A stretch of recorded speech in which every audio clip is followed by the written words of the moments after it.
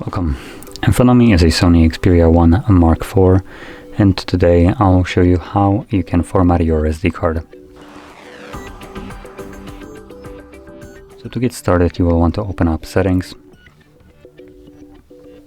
From here, navigate down to Storage, and then you want to tap on this drop down right over here where it says This Device. This will give you the option for SD card. Click on it, select Files,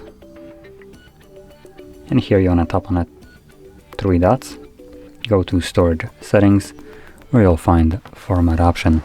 And when you press on it, it will give you a pop-up letting you know that formatting your SD card will remove everything from it. So if you have anything on your card that you would like to keep, do make a backup copy of it before you begin. Otherwise, all the data from it will be completely lost. Now, assuming you have already made that backup or you simply don't want to, you can proceed with pressing the Format SD card. This will begin the process, which only takes a couple seconds to finish up and should be right about done. There we go. So click on the Done, and that's it. So if you found this very helpful, don't forget to hit like, subscribe, and thanks for watching.